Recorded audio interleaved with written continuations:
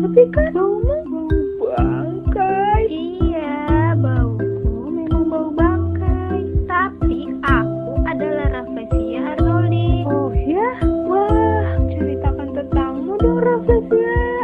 Baiklah, teman-teman, namaku Rafflesia Arnoldi. Aku dijuluki Puspa Langka karena aku termasuk tumbuhan langka dan endemik. Karena tidak di semua tempat aku bisa kalian temukan. Tempat hidupku sangat khusus. Aku harus hidup bersama dengan pohon inang. Jadi, aku hanya memiliki bunga, tidak memiliki daun, batang, atau akar. Jadi, aku ini bersifat parasit. Pohon inangku sejenis anggur-angguran loh. Kalau dalam bahasa biologi dikenal dengan tetrastigma. Calon bungaku berbentuk seperti buah lengkeng. Kemudian aku akan tumbuh sebesar kubis. Kehidupanku yang unik masih menjadi misteri. Banyak peneliti yang terus mempelajariku, terutama untuk dapat menumbuhkanku selain di hutan. Namun, saat ini kondisi hutan banyak yang rusak akibat pembukaan untuk pertanian, pertambangan, dan pemukiman. Belum lagi masyarakat yang penasaran ingin menyentuh bungaku. Padahal aku kan sangat sensitif. Kuncup bungaku akan ngambek sehingga tidak bisa mekar. Pembukaan lahan untuk pemukiman dan industri juga mengancam keberadaan kami. Limbah industri yang dihasilkan berbahaya untuk kami. Ya, begitulah teman-teman, sekilas tentang kehidupanku. Oh, begitu ya. Jadi kamu adalah tanaman langka. Iya. Assalamualaikum warahmatullahi wabarakatuh, anak-anak. Selamat pagi semuanya. Bagaimana kabarnya? Alhamdulillah baik. Perkenalkan, nama Bapak Endang Sutra. Bapak di sini mengajar bahasa Indonesia. Dalam pembelajaran online ini, alangkah baiknya kita melakukan kegiatan doa terlebih dahulu. Berdoa menurut kepercayaan masing-masing, dimulai.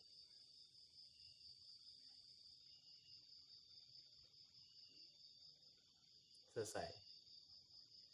Semoga kita diberi keberkahan, sehat selalu, dan dijauhkan dari segala penyakit, terutama penyakit pandemi saat ini yaitu COVID-19. Dan semoga penyakit COVID-19 ini dijauhkan dari bumi pertiwi, dihapus musnahkan dari bumi pertiwi, agar kita bisa melakukan kegiatan pembelajaran secara langsung, tidak secara daring. Karena secara langsung itu lebih asik dan lebih seru, karena kita belajar bahasa Indonesia yang merupakan bahasa nasional Indonesia kita sendiri. Baiklah, selanjutnya ada yang tahu kita akan mempelajari materi apa pada hari ini? Berdasarkan dari video yang Bapak tampilkan sebelumnya. Ya, benar. Kita akan mempelajari materi tentang teks deskripsi. Sebelumnya Bapak sudah menampilkan video tentang bunga Rafflesia yang merupakan bunga langka di Indonesia dan merupakan bunga endemik yang berasal dari Provinsi Bengkulu. Baiklah, berikutnya Bapak akan sampaikan apa sih itu teks deskripsi, bagaimana sih ciri-cirinya, apa saja jenis-jenisnya, bagaimana contohnya, apakah itu penting, apa sih gunanya. Bapak akan sampaikan pada menit berikutnya. Baiklah, di sini Bapak akan menjelaskan apa sih pengertian teks deskripsi. Ada yang sudah tahu pengertian teks deskripsi? Atau ada yang sudah pernah membaca tentang teks deskripsi? Belum ya? Baiklah, Bapak akan jelaskan pengertian teks deskripsi. Teks deskripsi adalah wacana yang dituangkan dalam bentuk tulisan yang dipelajari dalam kaidah kebahasaan. terdapat bermacam-macam teks. Salah satunya adalah teks deskripsi itu sendiri. Berdasarkan KBBI, Kamus Besar Bahasa Indonesia, deskripsi merupakan pemaparan atau penggambaran dengan kata-kata secara jelas dan terperinci. Juga dapat diartikan sebagai uraian. Ayo, ada yang tahu? Teks deskripsi berasal dari bahasa mana? Deskripsi berasal dari bahasa mana? Prancis? Latin? Spain? Ya, benar. Deskripsi berasal dari bahasa Latin, describere, yang artinya menggambarkan atau memberikan suatu hal. Dikutip dari buku teks dalam kajian struktur dan kebahasaan, Taufikur Rahman menjelaskan, deskripsi merupakan gambaran mengenai suatu hal yang dilukiskan dengan kondisi yang sebenar-benarnya. Berarti tanpa adanya editan ataupun tambahan, karena deskripsi merupakan suatu realita keadaan yang sebenarnya.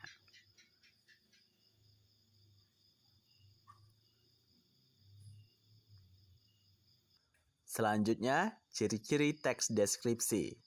Yang pertama, menggambarkan atau melukiskan sesuatu. Yang dimaksudkan yaitu, contoh, seekor harimau memiliki kulit berwarna orange, bulu berwarna orange dengan garis hitam di badannya, memiliki taring yang tajam, dan suara yang menggema. Lalu yang kedua, penggambaran dilakukan dengan jelas dan melibatkan kesan indera. Contohnya seperti tadi, mempunyai kulit berwarna orange dan garis hitam dan suara yang menggema. Itu melibatkan indera penglihatan dan indera pendengaran.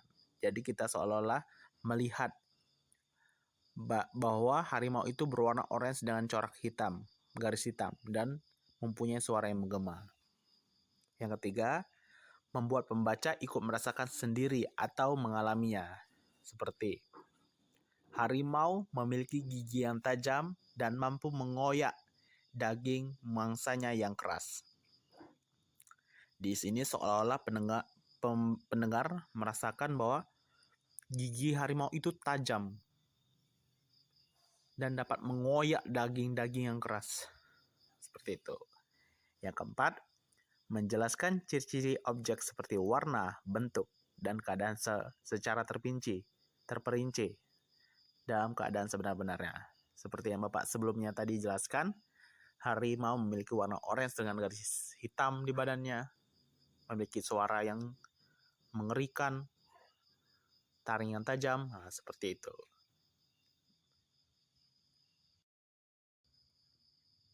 Selain ciri-ciri teks deskripsi, ternyata teks deskripsi juga memiliki ciri-ciri kebahasaannya. Ada yang sudah tahu apa saja ciri-ciri kebahasaan dari teks deskripsi?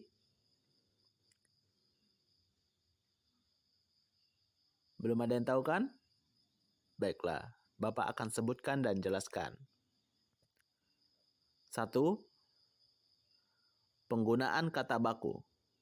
Formal, kreativitas, aktif, dan lain sebagainya. Disesuaikan dengan keadaan. Yang kedua, penggunaan kata hubung, kata sambung, atau konjungsi, seperti atau, dan, tetapi, sehingga. Contoh, warna kulit harimau yakni orange dan hitam. Seperti itu. Yang ketiga, penggunaan kata berimbuhan, ber, men, dan sebagainya. Contoh, pundak singa berambut, leher singa berambut.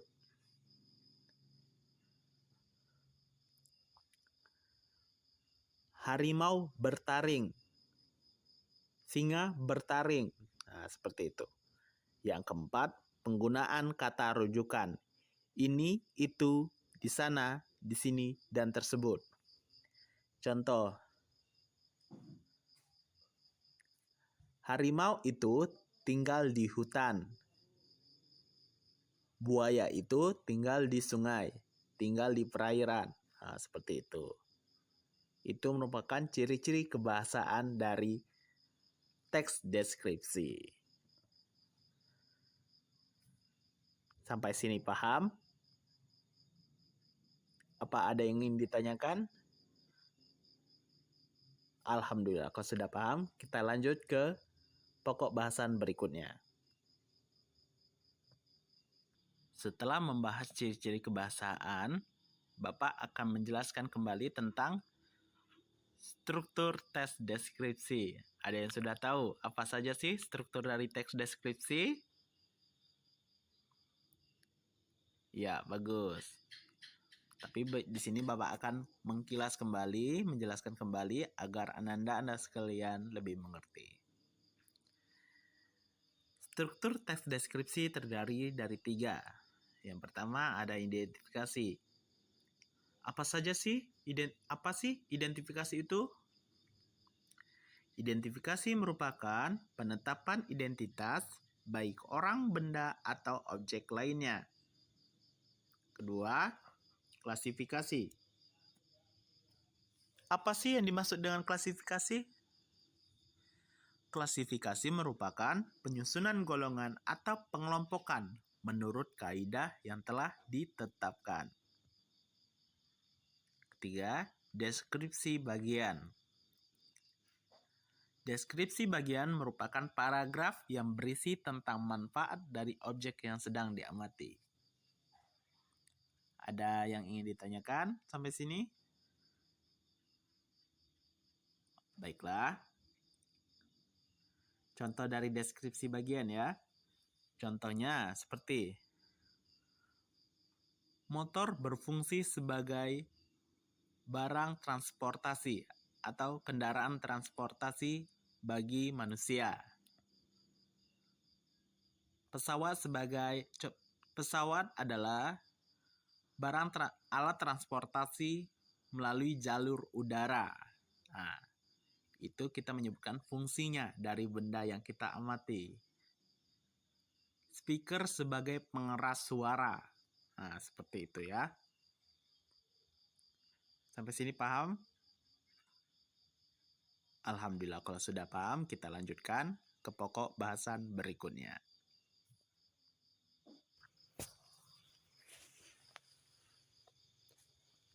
Baiklah, pada pembahasan terakhir, pokok pembahasan terakhir dari materi teks deskripsi ialah jenis-jenis teks deskripsi.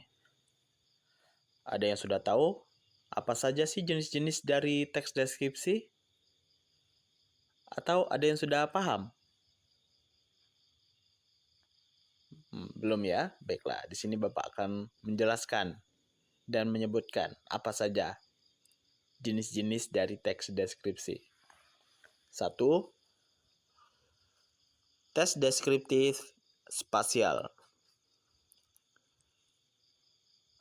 Teks deskripsi spasial adalah teks yang melukiskan tentang ruang atau tempat berlangsungnya suatu peristiwa. Contoh,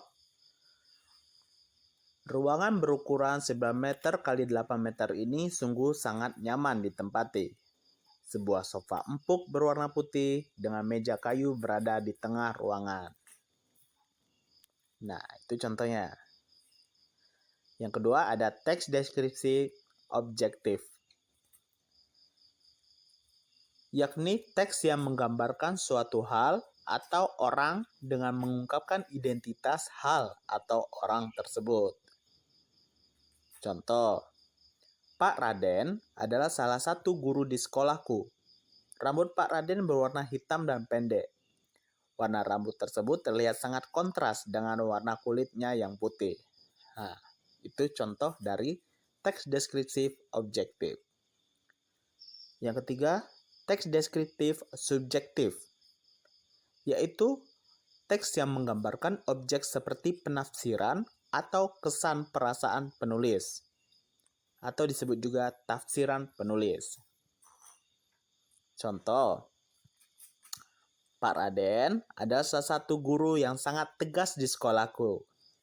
Dia memiliki tinggi sekitar 170 cm dan bobot sekitar 60 kg, sehingga terlihat lebih seperti beruang yang sangat besar. Pak Raden memiliki rambut putih, rambut hitam, dan kulit putih berwarna cerah. Nah, seperti itu. Sampai sini paham? Ada yang ingin ditanyakan? Baiklah, kalau sudah paham, mungkin ini materi yang bisa Bapak sampaikan. Terima kasih. Baiklah, bagaimana pembelajaran tentang teks deskripsi hari ini? Bapak harap dengan selesainya pembelajaran teks deskripsi ini, anak-anak sekalian dapat mengerti ke depannya apa itu teks deskripsi, bagaimana ciri-cirinya, apa sih ciri-ciri kebahasaannya, apa saja jenis-jenisnya.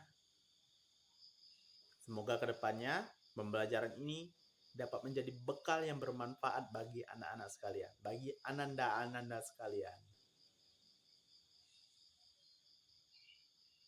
Dan semoga dengan selesainya pembelajaran ini, ananda-ananda sekalian langsung bisa membuat contoh teks deskripsi berdasarkan pemahaman yang sudah dipelajari ini. Bapak akhiri, bila ada kesalahan, baik itu tutur kata maupun perbuatan, Bapak mohon maaf. Kepada Allah Bapak minta ampun. Bilahi fisabilil haq fastabilkul khairat. Wassalamualaikum warahmatullahi wabarakatuh.